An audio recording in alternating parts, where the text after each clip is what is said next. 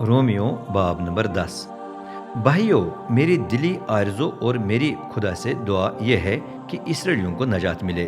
मैं इसकी तस्दीक कर सकता हूँ कि वो खुदा की गैरत रखते हैं, लेकिन इस गैरत के पीछे रूहानी समझ नहीं होती। वो उस रास्तबाजी से नावाकिफ रहे हैं जो खुदा की तरफ से है। इसकी बजाय वो अपनी ज़ाती रास्तबाजी कायम करने की कोशिश करते रहे हैं। यूं उन्होंने अपने आप को खुदा की रास्तबाजी के ताबे नहीं किया, क्योंकि मसीह में शरीयत का मकसद पूरा हो गया। हाँ, वो अंजाम तक पहुंच गई है। चुनांचे जो भी मसीह पर ईमान रखता है वही रास्तबाज ठहरता है। सब के लिए रास्तबाजी। मूसा ने उस रास्तबाजी के बारे में लिखा जो शरीयत से हासिल होती है।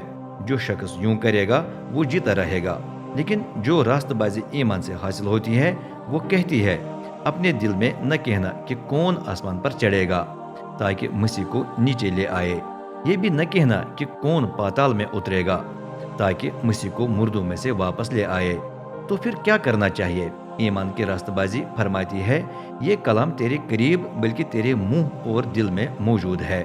कलाम से मुराद ईमान का वो पैगाम है जो हम सुनाते हैं, यानी ये कि अगर तू अपने मुंह से इकरार करे कि ईसा खुदाबंद है और दिल से ईमान लाए कि खुदा ने उसे मुर्दों में से जिंदा कर दिया, तो तुझे नजात मिलेगी।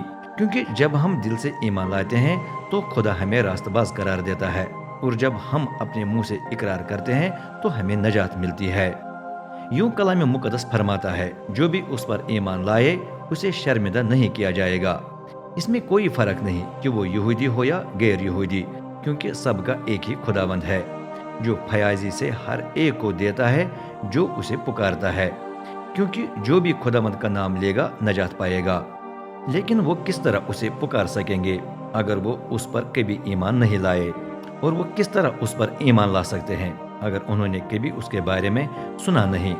और वो किस तरह उसके बारे में सुन सकते हैं अगर किसी ने उन्हें ये पैगाम नहीं सुनाया? और सुनाने वाले किस तरह दूसरों के पास जाएंगे अगर उन्हें भेजा न गया?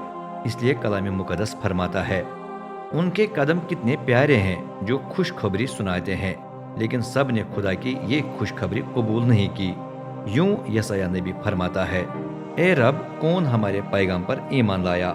गरज ईमान पैगाम सुनने से पैदा होता है, यानी मसीह का कलाम सुनने से। तो फिर सवाल यह है कि क्या इसराइल ने ये पैगाम नहीं सुना? उन्होंने इसे जरूर सुना। कलाम मुकद्दस में लिखा है, उनकी आवाज निकलकर पूरी दुनिया में सुनाई दी, उनके अल्फाज दुनिया की इंतहा तक पहुंच गए। तो क्या इसराइल को इस बात की समझ न आई? नहीं, उसे जरूर समझ आई। पहले मूसा इसका जवाब देता है, मैं खुद ही तुम्हें गैरत दिलाऊंगा, एक ऐसी कौम के जरिए जो हकीकत में कौम नहीं है, एक नादान कौम के जरिए मैं तुम्हें गुस्सा दिलाऊंगा।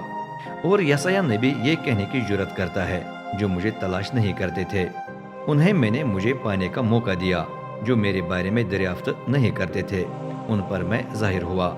लेकिन इसराइल के बारे में वो फरमाता है, दिन भर मैंने अपने हाथ फैलाए रखे ताकि एक नाफरमान और सरकश कौम का इस्तेकबाल करूं।